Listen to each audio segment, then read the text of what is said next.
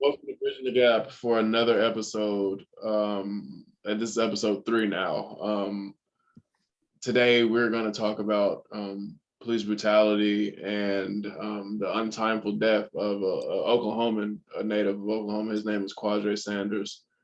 Me and Brittany have spent a lot of time looking at this case and looking at ways to make this right. Brittany, I want to have you introduce him, tell us a little bit about him, and we'll get started. Okay, cool deal. So, the young man that we're gonna talk about today, his name is Quadry Sanders. He was 29 years old. He was a father of 8 children, and he was a native of Oklahoma. So this incident actually happened in Lawton, Oklahoma, in December of 2021. So with the video that just surfaced here a couple of weeks ago, they finally released the body cam footage of what actually took place that night in December. The police officers were called out on a domestic violence call. And so the video, nothing is really going on in the video for about the first 12 minutes and a half of it.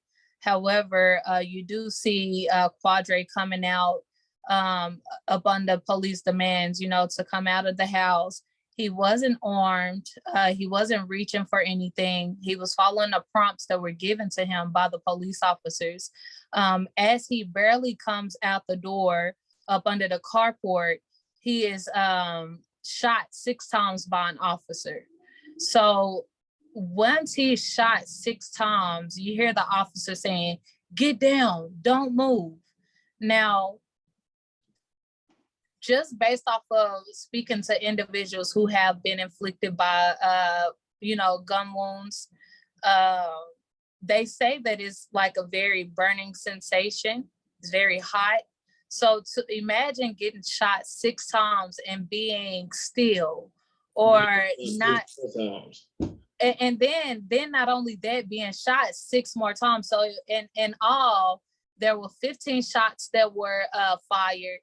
12 of them actually hit the victim.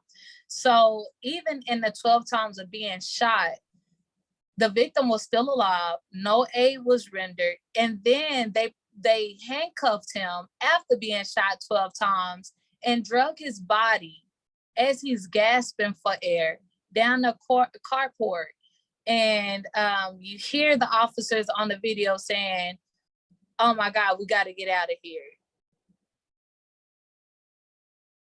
I think, first and foremost, that was an overkill. Another thing, they did not give this young man the opportunity to follow the prompts given to him to be able to get down on the ground. Not only on top of that, he wasn't even in agonizing pain. He wasn't resisting arrest because he couldn't.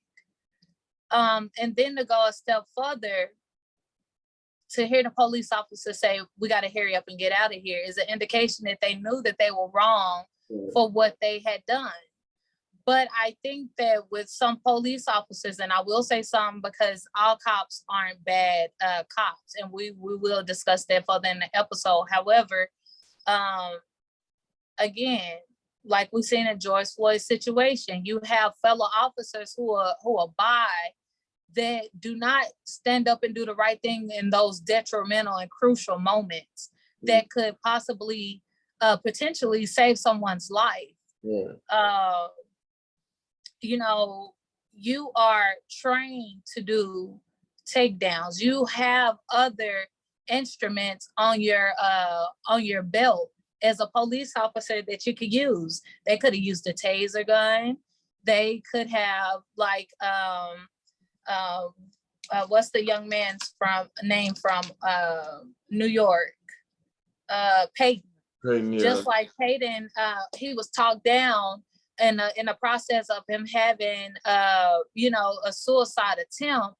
They were still able to diffuse the situation. So my question is, why aren't police being trained on a even playing field to where everybody is receiving the same training? I understand that some areas, police departments are a lot smaller than others because they're in a smaller town. However, there should be a global training that alleviates the possibility of being incorrectly trained. Or there should also be something in place to where you don't have the excuse that you don't have the proper resources for training, because there's so much government funding out there to be able to produce efficient training for these officers. Yeah, to piggyback what you said, I'm gonna read out a stat I want everybody to hear. So Black teens are 21 times more likely than white teenagers to get killed by the police. 21 times more likely. Just speaking from experience, like when I was 15-ish, when I was about to, get your permit or whatever, you start doing little stuff. Mom was like, hey, if a cop stops you, put your hands on, you gotta be very vocal, you know what I mean? Tell me you're getting this, whatever. Some people don't have to do that, you know what I mean, with their kids. Right. And it is a very real, it is a very, like, we're gonna have to talk with y'all, so my little sister. And how old is she? And she's 10, she's about to be 11 tomorrow. Okay. So she's about to be 11 years old tomorrow. Yes. And we're already having critical conversations about this. Because in the Quadry's case, it's not just a white on Black crime, like with the cops. It was a Black officer as well that was involved in the shooting. Right. And so like, that we can't not shed light on that. It was a sad deal, 8 kids or 8 kids don't have a father anymore. You know what I mean? Right. They don't grow up with that as an option. You know what I mean? I don't know what the relationship was with them. They don't have an option now. They just to get a memory of who he was. You're right. And then they also have to be left with figuring out different aspects of themselves because of that. Right. Because whenever you grow up around your parents, you learn certain traits that your parents carry, you also carry. Right. Certain things as far as like health issues. When the doctor asks you simple questions about your family history, you no longer have that to give. Even if in the case, you are estranged from your parent, you still have the opportunity later in life to be able to reconnect and hash out, relationships. Yeah. So like you said, these are options that these 8 children no longer have. Yeah. The next question I was going to ask you, Brittany, is police brutality. Obviously, we've all Blacks, we've had brutality happen since for 400 years now. Yeah. The police brutality with the Rodney King situation, what gotten global, press, and just the recent events that's happened in the last couple of years with police brutality and the uproar it's caused, with people. Sure. How do you, when you think about police brutality, what do you think of, and what do you think how do you think that should be handled? Okay, so when I think about police brutality, in no situation is it justifiable. Yes. Because your job as an officer is to not kill the bad guy, is to arrest them and be brought before a judge so the judge can make a ruling over certain sentencing or, decisions that they need to make regarding the crime. However, how can a judge effectively do their job if they no longer have a person before them to be able to do their job? Why do we have judges? Right. Also, another thing that runs over into that is public defenders. Public defenders most of the time can't even remember these individual names enough to be able to represent them. Mm-hmm. So that's another thing that we can discuss at a later time. But all of this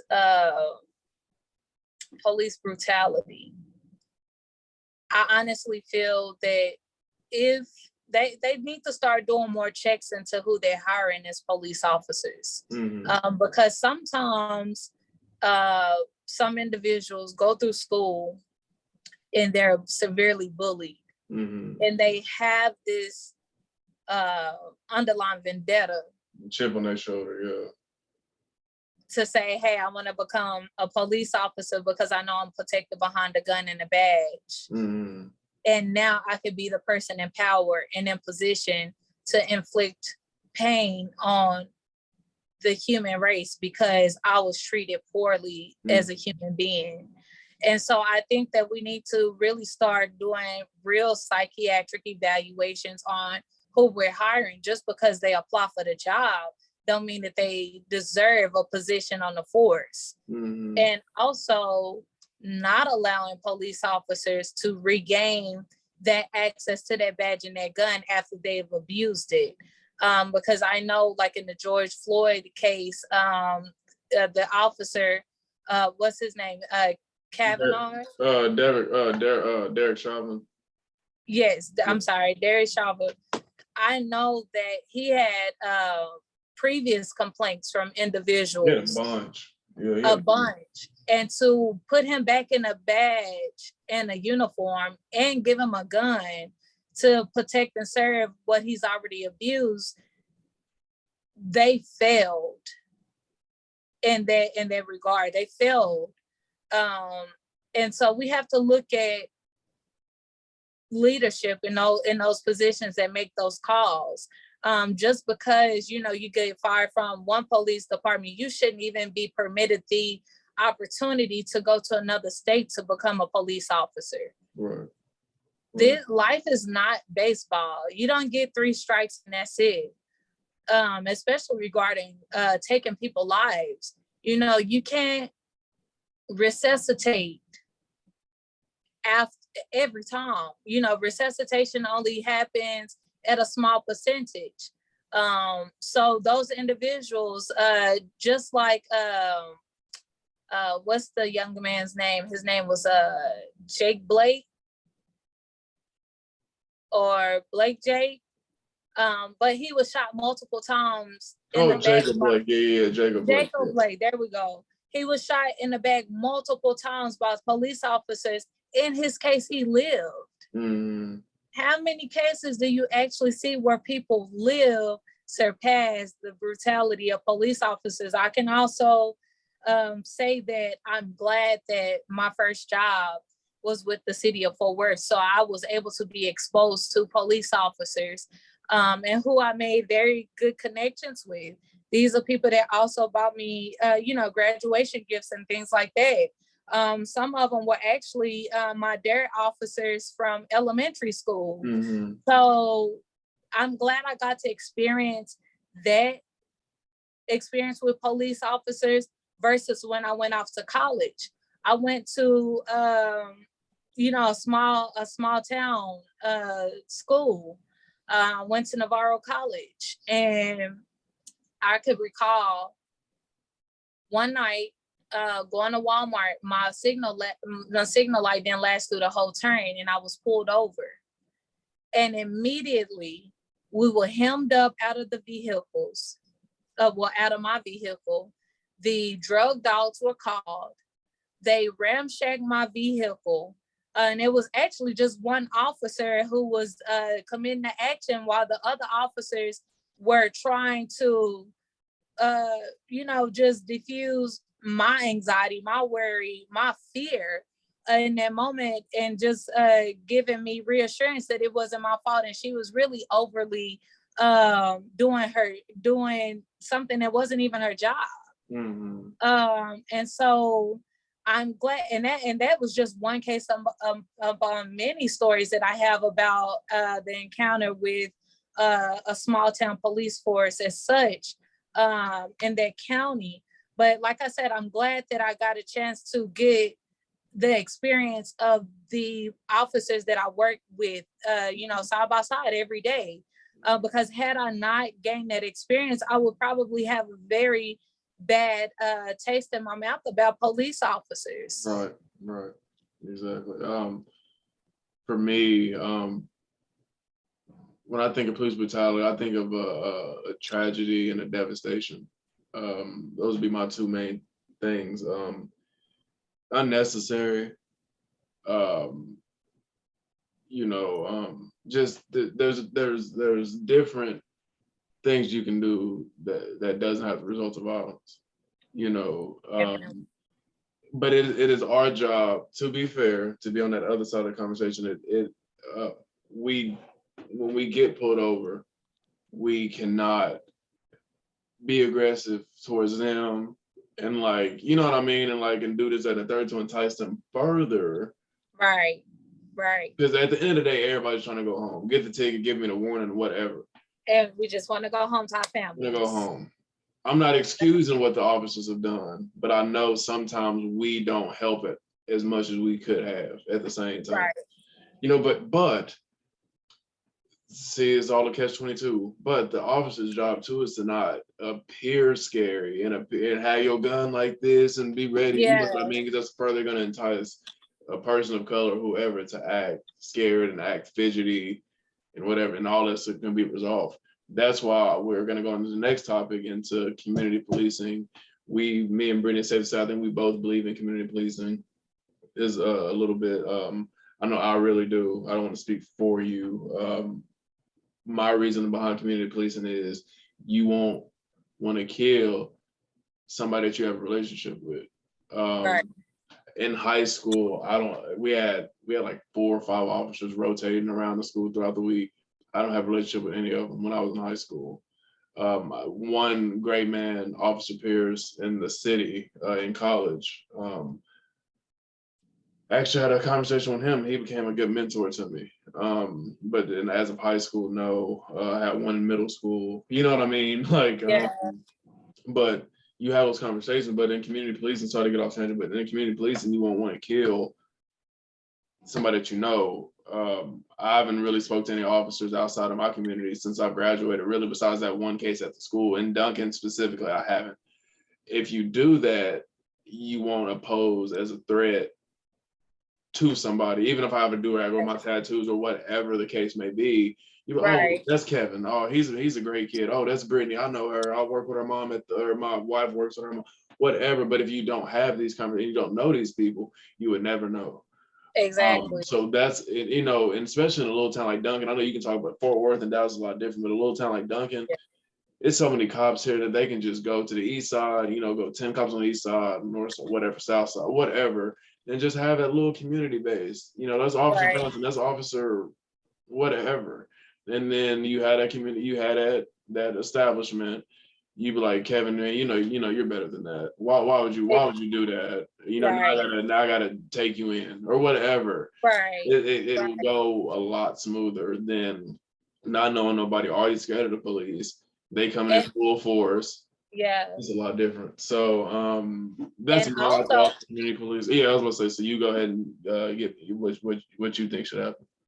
And also, it will also help the police officers who aren't in touch with certain areas. Yes. Because I can imagine they're already uneased about getting placed in certain areas to run patrol. Mm-hmm. But I think that, and to answer your question earlier, how can we get past that? It's for me, it's simple. It's everybody loves food. Everybody has to eat, right? Yeah. Let's use some of these tax dollars to have like a cookout. Everybody loves food. How can we have uncomfortable conversations, but it still go over smoothly? Yeah. Let's talk over food.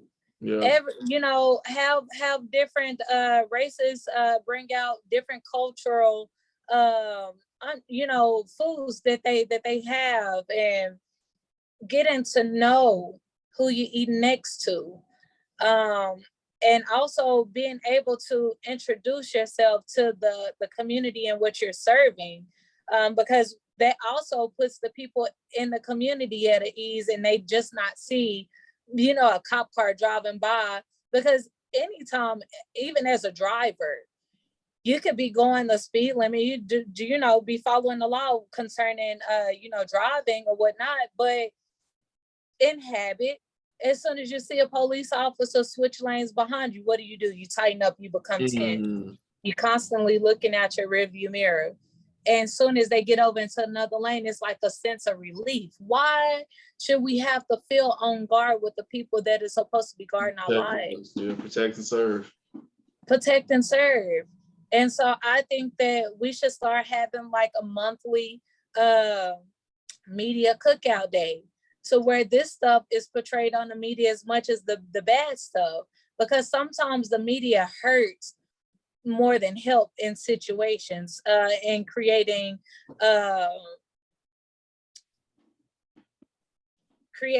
different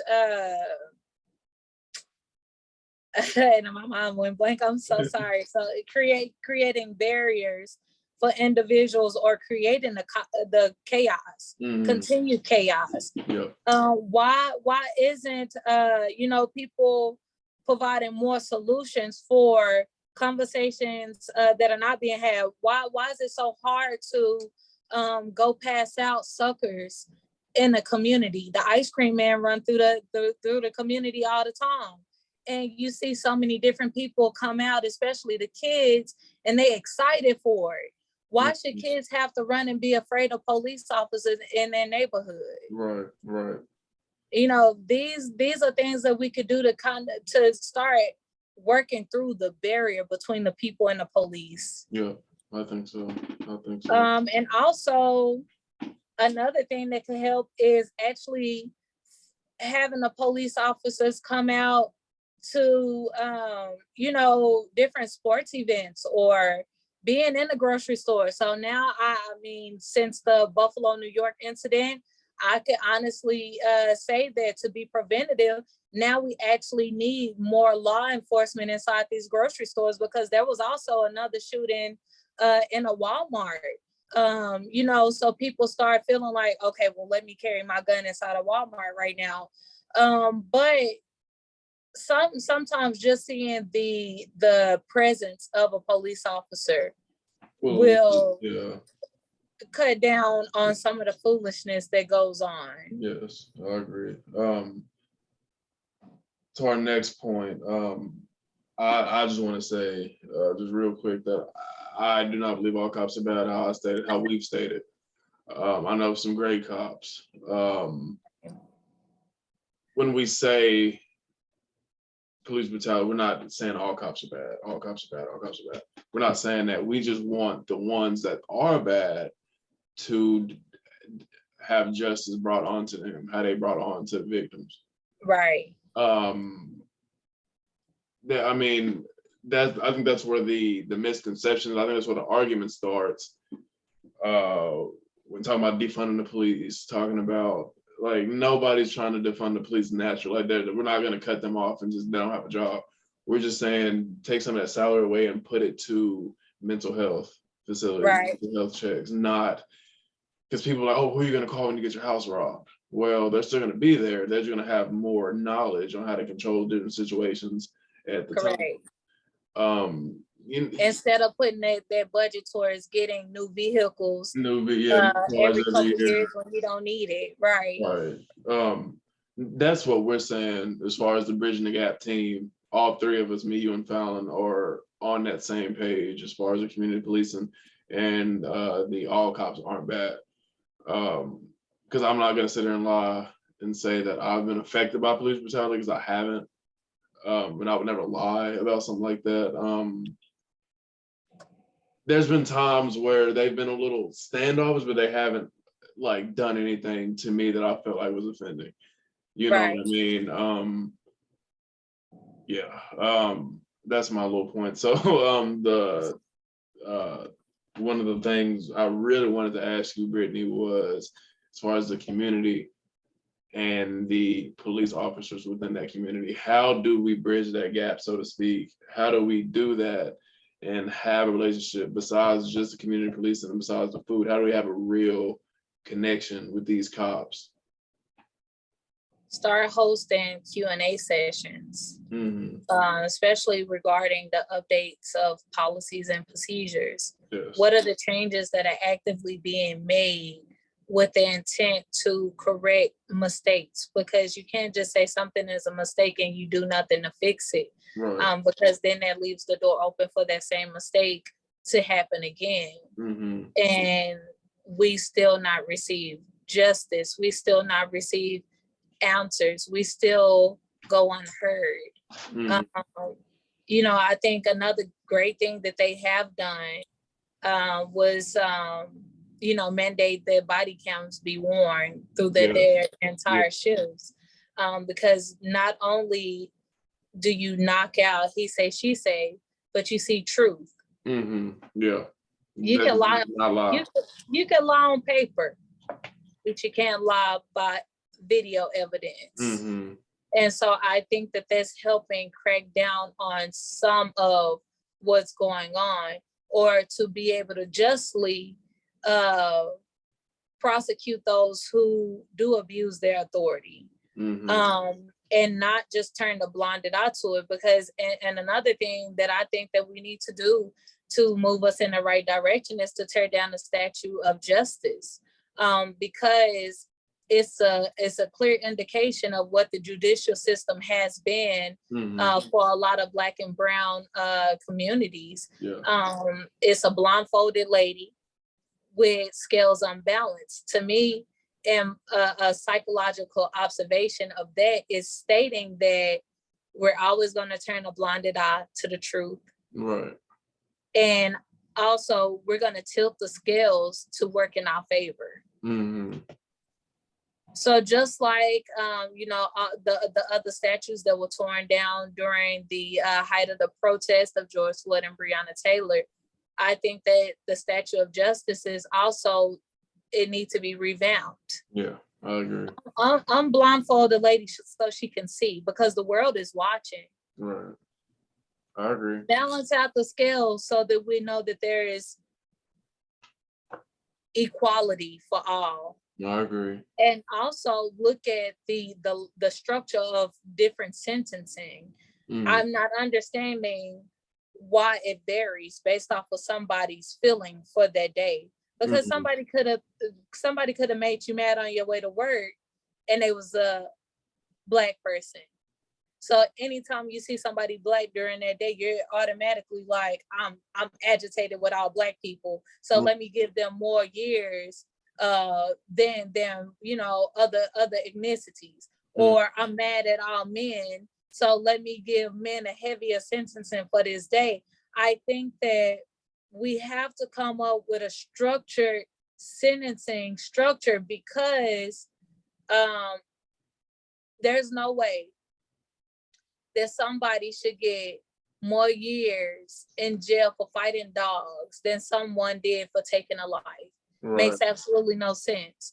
So I think that looking at the structure of the policy behind it, I think we really need to take a look at that. Yes. You know, and you get more years for repeated offenses, of course, but that's also something that needs to be put out on paper, because in putting that on paper from a legalization standpoint is saying we have to abide by this. This is not just something based off of feeling, this is fact. Right. And because you committed this crime, you get this specific amount of time. You know, I think that's another great thing that they could do to start fixing these issues. The last that was, you hit everything on the head. Just to go just real quick about the Q&As and everything, I would love to see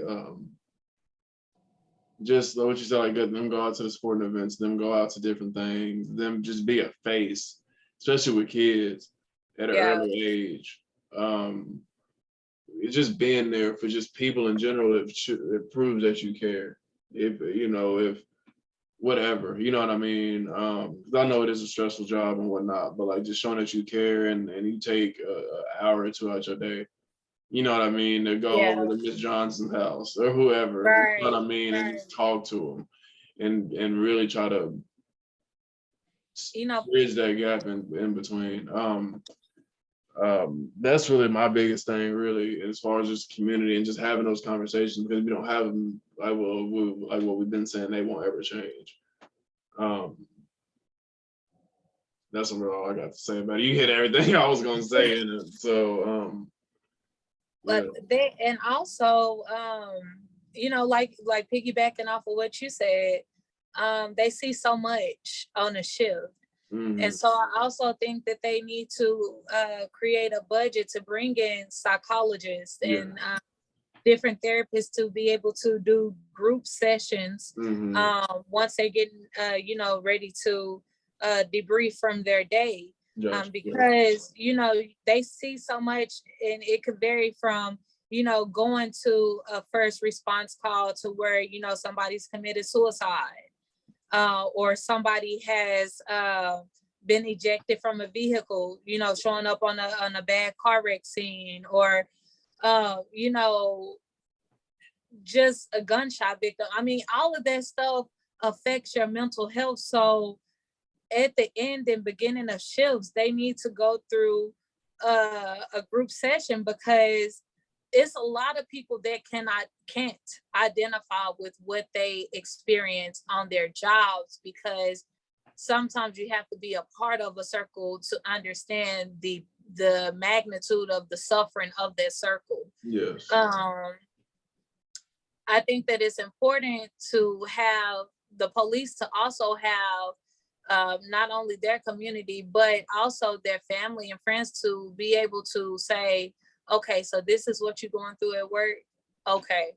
So now understand, you might not feel like coming out to be social, or just even allowing sometimes the community. I think that if the police, the society of the police, stop being so secretive. Yes. On some things. Sometimes it's not that you tell everything, but sometimes sharing some things about your experience can help others understand that I need some grace. I'm a human being. Right.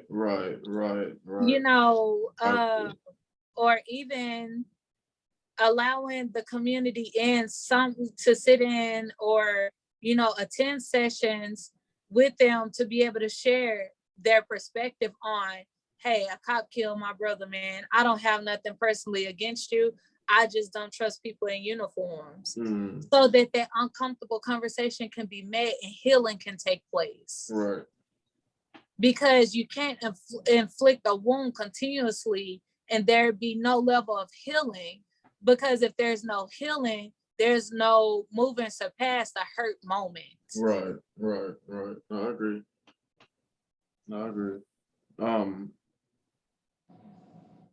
Man, yeah, you hear that? I don't even know what to say no more. I just be like, I'll be about to say something you said. I'll be like, oh, you got it. Oh, you got it.